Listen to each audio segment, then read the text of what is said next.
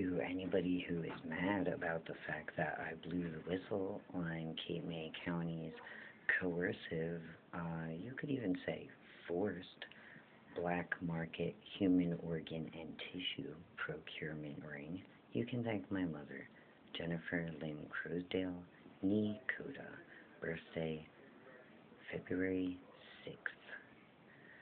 So, I was planning yesterday to turn tail and run like a coward to any other state, anywhere but here, and roll the dice all over again, even though I would be homeless somewhere else, maybe somewhere warmer, trying to survive on the street without getting murked and without getting scrapped for parts.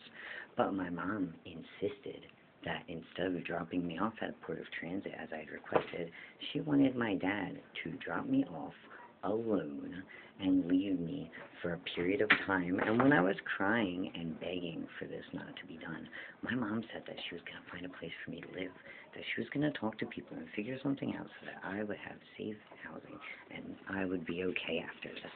Well, I waited several hours and I fell for her last and final betrayal, which was when she asked me, where would I want to go? If I could go anywhere, where would I want to go? And I listed to her all the good places that I felt might be safe, that I might be happy. And now she has a list of where I would possibly be at if I disappeared. And she told me that in her mind, $500, which you really cannot get safe housing with anywhere that I know of, for a single month. She wanted me to find the place myself. She wanted to drop me off so far away that I would not be able to come back with $500 housing one time ever. 1 month. That's all you get. And let us not forget that most places do have a security deposit. So I'll probably get turned away at the door. So now I'm royally fucked. I can't leave, really, because I have nobody to help me, and she knows where I would be going, and I would, even if I took her deal, not have enough money to even stay indoors for a month to decompress. My deteriorating spine and degenerative intervertebral disc disease diagnosed at Cooper Health, for which they have still and continue to issue me a back brace. But hey, what do you know? For, let's see, November, December, January, February, this is the 4th month. So for the past 4 months, they keep checking me in, and they keep saying I'm in pain, but I'm not. When they ask me what my pain level is, I tell them 0, none, I'm not in pain. I have anesthesia, numbness, lack of sensation. But they list it as pain anyway. In fact, when I was checking out yesterday morning, a woman came to give me my discharge paperwork and listed arthralgia as the reason for my visit. Now, the reason I visited there was, number one, to try to get the back brace for the disease they diagnosed me with that'll just keep getting worse even faster without it. Number two, to get antibiotics for the infection they diagnosed me with, which my neurologist's nurse assistant discharged me from Cooper Neurology in my 3rd year of care there because I asked for the antibiotic. And number 3, I had tissue damage from exposure to the cold, but no accompanying sensation because I am numb from the belly button down because that is the degree to which the spinal compression has occurred. It has affected my mobility, it has affected my bathroom training, it has affected a lot of things. It has affected certain functions that were very important to me. And yet they keep listing me as pain. So I am sure that probably they will try to have me no longer able to make these announcements because it doesn't look good for them. But I would like someone to investigate all of the disabled and impoverished people who have been to Cooper Health, checked in repeatedly under the listing of pain or arthralgia as the reason for their visit, who subsequently died and had their organs and tissues removed, whether for transplantation or for research purposes. Because when you go to Cape May County Social Services, they say that they will share your information with organ procurement organizations. Now, I thought that meant that if somebody needed a bone marrow donation or a blood donation, I might get a call or a letter, and I would be given the choice of whether I wanted to donate or not. Much later, I found out that I had been registered through a misleading paperwork without informed consent and under duress of not receiving food stamps or the welfare money that could buy me dish soap or toilet paper, and continuing to remain houseless, to sign that document. But the problem is, the document lied to me. They were not sharing my information. They were registering me.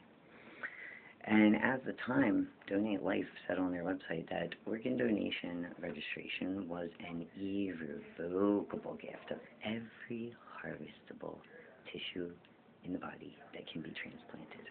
Now, obviously, I take great offense to that because I have always been against being harvested, and I have long said for decades that my organs will go down with the ship because that is part of my personal beliefs, in addition to the fact that organ donors, I consider them victims, during the harvesting process are first of all on life support, so they must be mechanically kept at least partway alive, because if they are actually, really actually dead, their organs cannot be used, and additionally, they're sedated.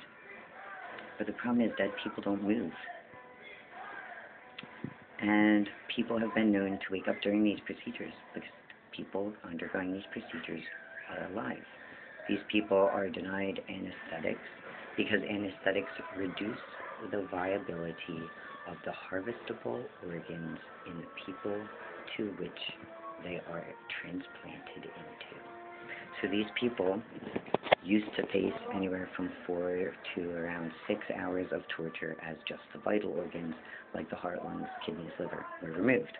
But as NYU Langone's groundbreaking face transplant torture chamber procedure took 26 hours to remove the scalp, eyelids, facial skin, eye, maxillofacial muscles, and bone around the nose of the donor victim for it to be transplanted onto a firefighter who chose to put himself into harm's way.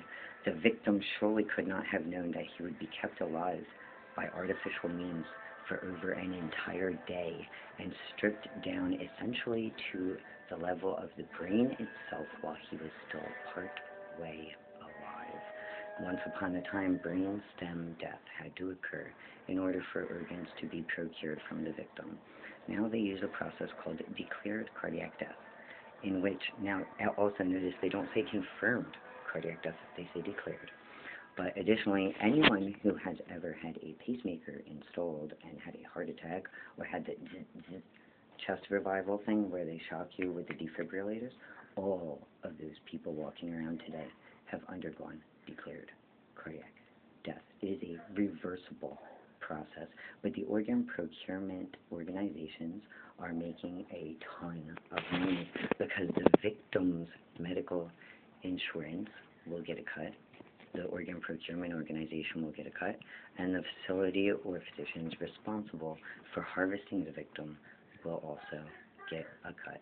The only people who pay out are the recipient and, of course, the victim, who is tortured nowadays sometimes for over 24 hours. And let us not forget that all these facial parts, while very important and very critical, are not actually responsible for keeping the body alive, per se. So it is very likely that after that hellish, gruesome torture, worse than having your face split open by MS-13 with a machete, what would have happened to that person is they would still be on life support, denied the release of death, while then their heart, lungs, kidneys, liver, all that would have been removed after, because that's the part that keeps the other organs freshy fresh. It's horrible. It's horrendous, and I will not allow it to happen to me.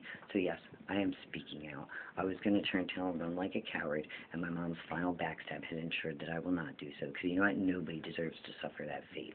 And if somebody wants to enlist in it without being under duress of being their state entitled benefits, then that is their choice. But the fact is, people are being forced to register, and if they do not register, they are not given their food stamps, they are not given general assistance welfare, which is a pathetic, paltry amount. If you're not listed as disabled according to their standards, it's less than $200, and even if you are, it's less than $300. And I honestly just find it wrong what is being done to people. And that's just on the basis of the transplant procedure itself, which still takes less than a week. But what has been happening to me for nearly an entire year now is that after signing the contract in which I unwittingly became an unwilling organ donor, I've been repeatedly denied medical care again and again and again. At the very hospital at which I was born, the very hospital which, from the time I was born in April of 1991, all the way until March of 2024, did always treat me. There was one time that they gave me a Z-Pack when they should have gave me a stronger antibiotic, but aside from that, they've always treated me, or at least tried. The very first month in which my mother joined my sister as an ER receptionist, the very next month, I went public about the fact that I had been sexually assaulted by an officer of Middle Township Police Department. My mother was enraged. She said that it was an embarrassment to the family. My grandmother said that everyone gets sexually assaulted and I should not have made that big of a deal out of it. Basically, everybody was pissed at me. And then, lo and behold, that same month where I went public, I was denied post-exposure prophylaxis by one doctor, Matthew Voigt. The problem is, I was checked in for post-exposure prophylaxis. I was triaged for post-exposure prophylaxis. And I have myself on video, calmly and collectively complaining that if you have it against your policy, as you say, to issue post-exposure prophylaxis, then the fact that I was checked in for it and triaged for it and then taken in the ER for you to tell me no is insurance fraud, which it is. Also, the fact that he was violating CDC guidelines could be considered malpractice as well. Now, thank God that I took that video, because at that day, I had been flagged. My sister had instructed her coworker and walked her through the process of adding a mild-risk patient flag to my chart.